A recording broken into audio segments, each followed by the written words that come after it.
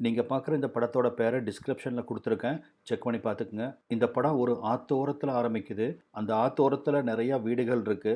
அந்த ஒரு வீட்ல தான் நம்ம படத்தோட கதாநாயகி ரோஸ் வாழ்ந்துட்டு வரா. இந்த ரோஸுக்கு 10 வயசு இருக்கும்போது காய்ச்சலால கண் பார்வை போயிருச்சு. அவளால எந்த வேலைக்கும் முடியாது. அதனால தனக்கு இருக்கிற அந்த வீட்ட பிராத்தலுக்கு வாடகைக்கு விட்டு அதுல வர்ற வருமானத்துல வாழ்ந்துட்டு இருக்கா. அடிக்கடி யாராவது ஒருத்தங்க பொண்ணுகள தள்ளிட்டு வருவாங்க. அவங்க அந்த பொண்ணுகள போடுறதுக்காக இவ வீட்ட அவங்களுக்கு 1 மணி நேரத்துக்கு இவ்வளோன்னு வாடகைக்கு விடுவா. இந்த ரோஸுக்கு சொந்த பந்தம்னு யாரும் கிடையாது. காதலனும் கிடையாது. ஏன்னா இவ கண் பார்வை இல்லாதவ இல்லையா? அதனால இவள யாருமே காதலிக்க தயாரா இல்ல.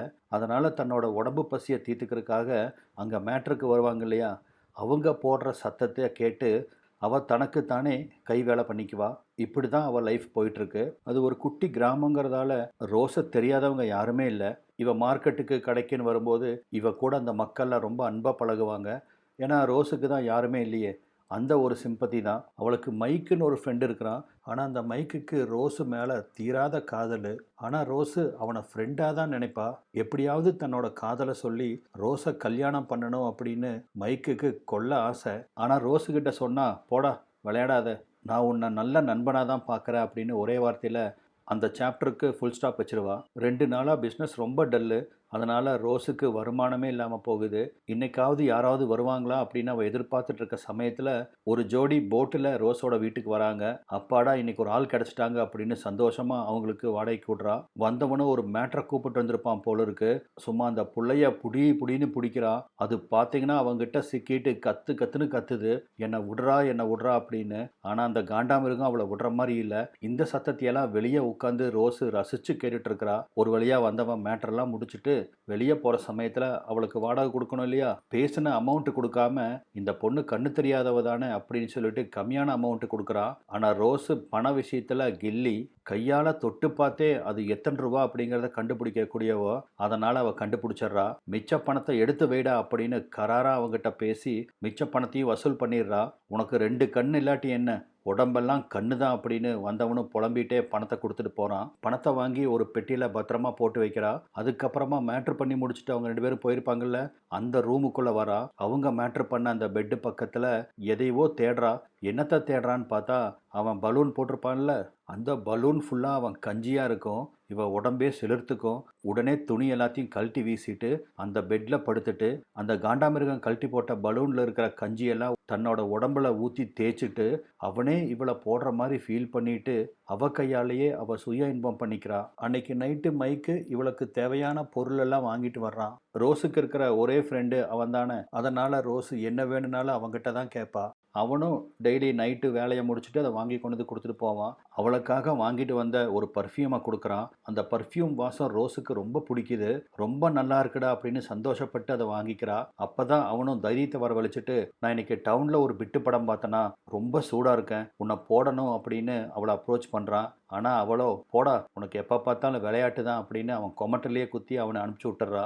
ரோஸை போட முடியாத வருத்தத்துல அவனும் போயிடுறான். அதுக்கப்புறமா ரோஸு அந்த பணப்பெட்டி எடுத்து ஒளிச்சு வச்சுட்டு நைட்டு படுக்கிறதுக்காக பாய் போடுறா. இவளுக்கு பொழுதுபோக்கே பாட்டு கேட்கறது தான். நைட்டு பாட்டு கேட்டுட்டே அப்படியே தூங்க ஆரம்பிக்கிறா. அதுக்கு முன்னாடி அவளுக்கு ஒரு ஃப்ளாஷ்பேக் வந்து போகுது. இந்த ரோஸோட அம்மாவும் இதே வீட்டில் பிராத்தல் தொழில் தான் பண்ணிட்டு இருந்திருப்பா. நைட்டு பகல் இல்லாம உடம்புக்கு ரெஸ்ட் கொடுக்காம சதாசர்வ காலமும் மேட்ரே வாழ்க்கைன்னு வாழ்ந்துட்டு இருப்பா. அந்த சமயத்துல தான் ரோஸுக்கு காய்ச்சல் வந்து கண்ணு போயிருக்கும். அம்மா இப்படி பண்றது ரோஸுக்கு பிடிக்காது. அதனால கோவப்பட்டு அம்மா கிட்ட கத்தவும், அப்பதான் அம்மாவும், நான் ஆசைப்பட்டா என் உடம்ப விற்கிறேன், இப்படி நாள் பகல் பார்க்காம என் உடம்ப வித்தாதான் பணம் கிடைக்கும், அந்த அந்த பணத்தை வச்சு உன் கண்ணை சரி பண்ணணும் அப்படிங்கறதுக்காகத்தான் நான் இவ்வளவு கஷ்டப்பட்டுட்டு இருக்கேன் அப்படின்னு சொல்லவும் அம்மாவை கட்டி பிடிச்சி அழுகிறா. ஆனா அதுக்கப்புறம் என்ன ஆச்சுன்னு தெரியாது. திடீர்னு ஒரு நாள் அவங்க அம்மா ரோஸை அனாதையா விட்டுட்டு மேட்டர் பண்ண வந்த எவன் கூடவோ ஓடி போயிடுறா. அம்மா எங்க போனான்னு தெரியாம ரோஸு தவியா தவிக்கிறா.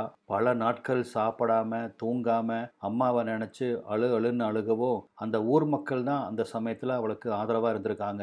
இது எல்லாம் நினைச்சு பார்த்துட்டே அப்படியே தூங்கி போயிடுறா. மறுநாள் புதுசா ஒரு ஜோடி அந்த வீட்டுக்கு வராங்க. அவங்க பக்கத்து ஊர்ல இருந்து வர்றதா சொல்றாங்க. இதுதான் முதல் முறை ரோஸோட வீட்டுக்கு வர்றது. அந்த பையன் பேரு ப்ரூஸு, அந்த பொண்ணு பேரு நினா. அவங்க புதுசுங்கிறதால ரேட்டு, டெர்ம்ஸ் அண்ட் கண்டிஷன பத்தியெல்லாம் ரோஸ் சொல்லிட்டு இருக்க, கூட வந்த அந்த நினா அந்த வீட்ட சுத்தி பார்க்குறா. ஒரு இடத்துல நெறையா பேக் எல்லாம் இருக்கிறத பார்த்த உடனே, அதெல்லாம் போய் செக் பண்ணி பார்த்து சந்தோஷப்படுறா. என்னதான் ரோஸுக்கு கண் இல்லைனாலும், அவங்க காலடிய வச்சு அவ எங்க போறாங்க, வராங்கன்னு கண்டுபிடிச்சிடுவா. அதனால அந்த பொண்ண கூப்பிட்ட ரோஸு, "இதோ பாரு, இந்த வீட்டுக்கு வந்தீங்கன்னா, நேரா அந்த ரூமுக்கு போகணும், சம்பவம் பண்ணணும், வெளிய போயிறணும். தேவையில்லாம இந்த வீட்டுக்குள்ள அங்க இங்கேன்னு சுத்திட்டு இருக்கக்கூடாது. முக்கியமா என்னோட பொருள் எதையுமே தொடக்கூடாது. புரிஞ்சுதா?" அப்படிங்கிறா. அவளும் புரிஞ்சுது அப்படின்னு சொல்லிட்டு பணத்தை கொடுத்துட்டு 2 பேரும் உள்ள போய் கும்மாங்குத்து குத்தி விளையாடுறாங்க. ப்ரூஸ் ஒரு சரியான மேட்டர் வெறியன். 1 ரவுண்டு 2 ரவுண்டெல்லாம் அவனுக்கு பத்தாது போல இருக்கு. 3 4 ரவுண்டு போறான். அதனால டைம் ஏற ஏற ரோஸுக்கு அதிகமான வருமானம் கிடைக்கும். அதை நினைச்சு அவளுக்கு ஒரு பக்கம் சந்தோஷம். அதே சமயத்துல உள்ள அவங்க 2 பேரும் போடுற சத்தத்தை ரசிக்கிறது தான் இவளோட பழக்கமாச்சே. கதவு பக்கத்துல காதை வச்சு அவங்க அடிக்கிற லூட்டி எல்லாம் ரசிச்சிட்டு இருந்த ரோஸு ஆர்வக்கோளாறால அங்க இருக்கிற பீரோ மேல காலை வைக்க, அந்த பீரோக்கு மேல இருக்கிற தோசைக்கல்லு ரோஸோட தலையிலேயே வந்து உழுக, ஐயோ அம்மான்னு ரோஸு கத்துறா. உள்ள மேட்ரு பண்ணிட்டு இருந்த 2 பேரும் அடிச்சு புடிச்சு என்ன சத்தம்னு வெளியே வந்து பார்க்கறாங்க. ப்ரூஸு தான் ரோஸுக்கு தேவையான உதவியெல்லாம் பண்றான். அவ தலையெல்லாம் நீவி கொடுத்து, அவ மருந்து பெட்டி எடுத்து அவளுக்கு மருந்தெல்லாம் போட்டு விடுறான். ப்ரூஸோட அக்கறையால ரோஸு நெகிழ்ந்து போயிடுறா. அன்னைக்கு அவங்க ஒரு வழியா மேட்ரு முடிச்சுட்டு போக, நைட்டு மைக்கு கூட உட்காந்து பேசிட்டு இருந்த ரோஸு அன்னைக்கெல்லாம் ப்ரூஸை பத்தியே ரொம்ப பெருமையா பேசிட்டு இருக்கா. அவன் எவ்வளவு நல்லவன் தெரியுமா, என்னை எப்படி கேர் எடுத்துக்கிட்டான் தெரியுமா, நான் அவனை காதலிக்க ஆரம்பிச்சிட்டேன் அப்படின்னு மைக்கு கிட்ட ப்ரூஸை பத்தி ரொம்ப உயர்வா பேச, இதனால மைக்குக்கு செம காண்டாகுது. ஒரு நாள் இல்ல ஒரு நாள் அவன் உன்னை போட்டுட்டு ஓடி போறான் பாரு அப்படின்னு மைக்கு கோபத்துல சொல்ல, போடா நீ அவன் மேல இருக்கிற பொறாமையில பேசுற அப்படின்னு அவன் வாயை அடைச்சிட்றா. 2 நாளுக்கு அப்புறம் திரும்பவும் ப்ரூஸும் நினாவும் அங்க வீட்டுக்கு வராங்க. ப்ரூஸோட வாய்ஸை கேட்ட உடனே வீட்டுக்குள்ள இருந்த ரோஸுக்கு ஆனந்தம் தாங்கல. மைக்கு வாங்கி கொடுத்துருப்பான் இல்லையா அந்த சென்ட்டு, அதை எடுத்து உடம்புக்கெல்லாம் அடிச்சுக்கிறான். மேட்ரு பண்ற ரூமுக்கெல்லாம் அடிச்சு விட்றா. ஏன்னா இதெல்லாம் ப்ரூஸை இம்ப்ரெஸ் பண்ணணும் அப்படிங்கிறதுக்காக ரோஸ் பண்றா. 2 பேரும் வராங்க. வழக்கம் போல பணத்தை கொடுத்துட்டு ரூமுக்குள்ள போய் கதவை சாத்திட்டு ப்ரூஸு சும்மா நினாவை ஷாட்டுக்கு மேல ஷாட்டு போடுறான். இன்னைக்கும் மணிக்கணக்கா அவங்க உள்ள இருக்க ரோஸுக்கு நல்ல வருமானம் அப்படின்னு அவ ரொம்ப சந்தோஷமா வெளியே உட்காந்துட்டு இருக்கிறா. அந்த சமயத்துல தான் மேட்டரெல்லாம் முடிச்சிட்டு ப்ரூஸு பாத்ரூம் போக, ரோஸ் பக்கத்துல வந்து உட்கார்ந்த நினா, ஏ ரோஸு, நாங்க 2 பேரும் உள்ள போனதுக்கு அப்புறம் கதவு பக்கத்துல உட்கார்ந்து நாங்க போடுற சத்தத்தையெல்லாம் கேட்டு ரசிச்சிட்டு இருந்தது எனக்கு தெரியாதுன்னு நினைக்கிறியா? ஏன் இப்படி கதவுக்கு வெளியே உட்கார்ந்துருக்கணும்?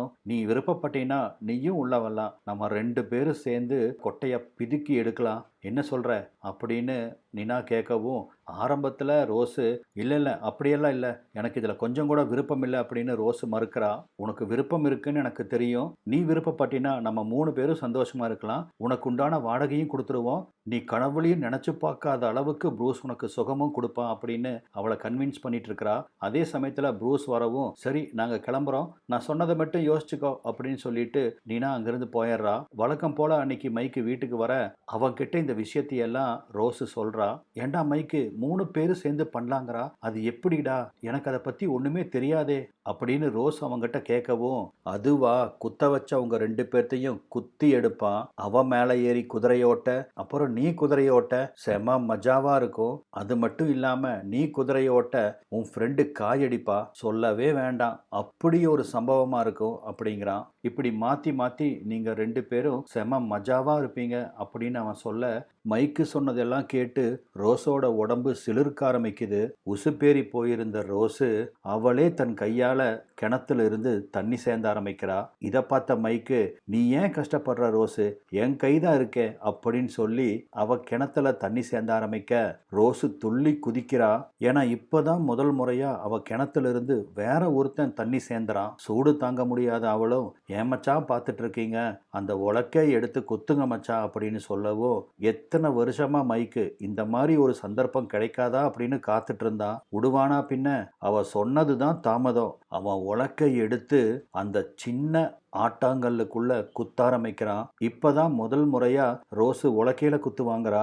என்னதான் அந்த உலக்க உள்ள நுழையறக்கு சிரமப்பட்டாலும் மைக்கு விடுற மாதிரி இல்ல.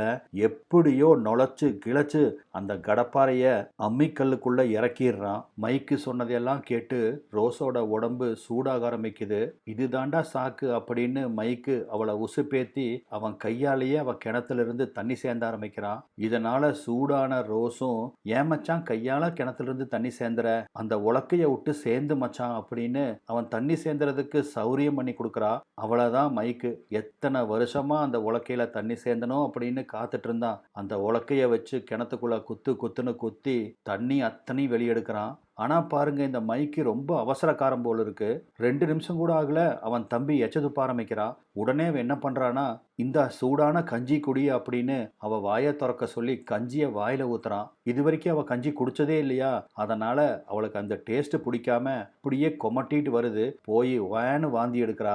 இதனால கடுப்பான ரோஸு மைக்க கண்டபடி பிடிச்சி கத்த ஆரம்பிக்கிறா. போடா விளங்காதவனே, 2 நிமிஷம் கூட ஆகல, அதுக்குள்ள உன் தம்பி கஞ்சி காய்ச்சிட்டான். 2 நிமிஷம் கூட தாண்டாத நீ எல்லாம் எப்படா என் தாகத்தை தீப்ப, போடா அப்படின்னு அவனை ரொம்ப கேவலப்படுத்திடுறா. உயிருக்குயிரா காதலிக்கிற காதலியே தன்னை கேவலப்படுத்திட்டாளே அப்படின்னு மைக்கு ரொம்ப நொந்து போயிடுறான். சே, நம்ம ஃப்ரெண்டை கேவலப்படுத்திட்டுமே அப்படின்னு உணர்ந்த ரோஸும், டே மைக்கு சாரிடா, நான் ரொம்ப சூடா இருந்தேனா, அந்த சூட்டை நீ தணிக்க முடியலங்கிறதால அந்த கோபத்துல அவனை திட்டேன்டா, தப்பா எடுத்துக்காத அப்படின்னு அவனை கன்வின்ஸ் பண்ண பாக்குறா. ஆனா மைக்கு போடி அப்படின்னு கோவமா அங்கிருந்து எந்திரிச்சு போயிடுறான். அன்னைக்கும் பாத்தீங்கன்னா ரோஸோட பிசினஸ் ரொம்ப டல்லா இருக்கு. பல நாட்களாகியும் யாருமே வரல. இதனால வருமானம் இல்லையே அப்படின்னு ரோஸ் ரொம்ப சோகத்துல உட்கார்ந்துருக்கிற சமயத்துல அங்க யாரோ வராங்க. அப்பாடா, இன்னைக்கு ஒரு வருமானம் ஆச்சு அப்படின்னு சந்தோஷமா கதவை திறக்கிறா. வந்தது யாரும் இல்ல, மைக்கு தான். ஒரு மேட்ரை கூப்பிட்டு வந்திருக்கிறான். அவளை அந்த ரூமுக்குள்ள கூட்டிட்டு போய் புடி புடின்னு பிடிக்க ஆரம்பிக்கிறான். ரோஸுக்கு காது கேட்கணும்னு சொல்லியே உசு அப்பா ஆய் ஊய் அப்படின்னு பயங்கரமா சவுண்ட் விடுறான் மைக்கு. ஏன்னா என்னாலையும் ஒருத்திய திருப்திப்படுத்த முடியும் அப்படிங்கிற நம்பிக்கை ரோஸுக்கு வரணும் அப்படிங்கறதுக்காக கொஞ்சம் ஓவரா சீன் போட்டிருக்கிறான். அப்புறம் மேட்டர்லாம் முடிச்சதுக்கு அப்புறம் அதுக்குண்டான வாடகை என்னவோ அந்த வாடகையை கொடுத்துட்டு ரோஸ் கிட்ட எதுவும் பேசிக்காம அவன் பாட்டுக்கு வெளியே போயிடுறான். ரோஸ் என்னதான் மைக்க காதலிக்கலைனாலும் தன்னோட ஃப்ரெண்டு ஒரு மேட்டரை கூப்பிட்டு வந்து இந்த மாதிரி பண்றான் அப்படிங்கறத நினைச்சு ரொம்ப சங்கடப்படுறா. தூங்க போலாம் அப்படின்னு அவ பாய் விரிச்ச சமயத்துல யாரோ வந்து கதவை தட்டுறாங்க. யாருன்னு போய் கதவை திறந்தா ப்ரூஸ் தான் ரூம் ஃப்ரீயா இருக்கா அப்படின்னு கேட்கறான். ப்ரூஸோட குரலை கேட்ட உடனே ரோஸுக்கு ஒரே சந்தோஷம். இருக்கு உள்ளவா அப்படின்னு அவனை உள்ள வர சொல்றான். ஆனா நினாவை காணோம். என்ன நினா இல்லாம நீ மட்டும் வந்திருக்க அப்படின்னு கேட்கறா.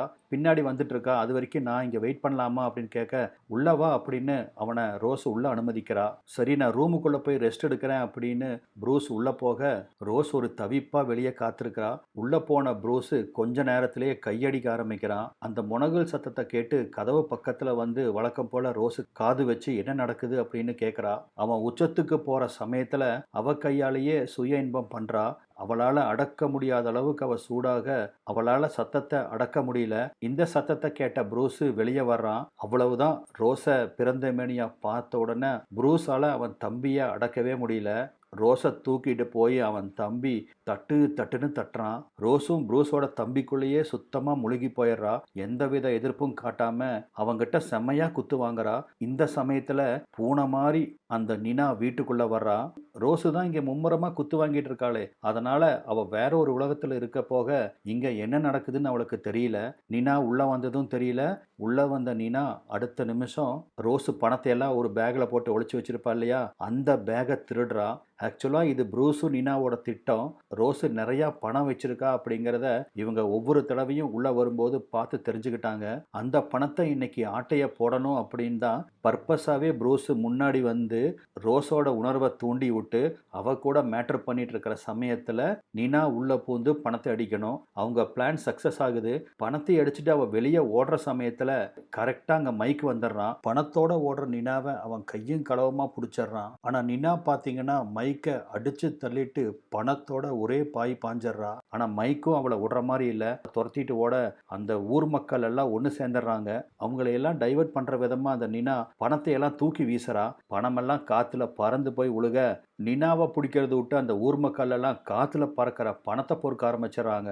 இந்த கேப்பை பயன்படுத்தி அவன் அங்கிருந்து தப்பிச்சு ஓட ஆரம்பிக்க மைக்கு அவளை விடுற மாதிரி இல்லையே, துரத்திட்டு போய் பிடிக்கிறான். ஆனா சரியா அந்த சமயத்துல ப்ரூஸ் அங்க வந்துடுறான். மைக்கை பிடிச்சி சாத்துன்னு சாத்துறான். ப்ரூஸு கிட்ட செம்மையா அடி வாங்கி ரத்த வெள்ளத்துல கீழே சாயறான். இந்த சந்தர்ப்பத்தை பயன்படுத்தி ப்ரூஸும் நினாவும் அங்கிருந்து எஸ்கேப் ஆக ஓடி வந்த ரோஸு கீழே கிடக்கிற மைக்கை தூக்கி தம் மடி மேல வச்சுட்டு கதறி கதறி அழுகிறா. நல்ல வேளையா அவன் உசுருக்கு எந்த ஆபத்தும் இல்லை. அவனை வீட்டுக்கு தூக்கிட்டு வந்து அவன் காயத்துக்கெல்லாம் ஒத்தனை கொடுத்து மருந்து போடுறா. இப்ப சில நாட்களுக்கு அப்புறம் காமிக்கிறாங்க, மைக்கி போற அளவுக்கு தேறி வர்றான். ரோஸும் மைக்கும் போட்ல நெருக்கமா உட்கார்ந்துட்டு இருக்க சமயத்துல ரோஸ் அவங்கிட்ட மன்னிப்பு கேட்கறா. என்னால தாண்டா உனக்கு இவ்வளவு பிரச்சனை, பாவண்டா, நீ சின்ன வயசுல இருந்து எனக்கு எத்தனையோ உதவி செஞ்சிருக்க. ஆனா நான் உன்னை உதறி தள்ளிட்டு வேற ஒரு திருட்டு பையனை நம்பிட்டேன்டா. என்ன அவங்க 2 பேரும் ட்ராப் பண்ணிட்டாங்கடா. எனக்காக என் பணத்தை காப்பாத்துறதுக்காக உடம்பெல்லாம் அடி வாங்கிட்டு வந்திருக்க. எந்த சுயநலம் இல்லாம இருக்கிற உன்னோட காதல் எனக்கு புரியாம போச்சு பாரு. என்னை மன்னிச்சுக்க மச்சான். அடுத்த முகூர்த்தத்திலேயே கல்யாணம் பண்றோம். நீ என்னை போட்டு பொலோன்னு பொழக்கிற, என்ன ஓகேவா அப்படின்னு ரோஸு கேட்க 2 பேரும் சிரிச்சுக்கிறாங்க. இதோட இந்த படமும் முடியுது. இந்த படம் உங்களுக்கு பிடிச்சிருக்குன்னு நம்புறேன். இந்த வீடியோ பார்த்ததுக்கு நன்றி.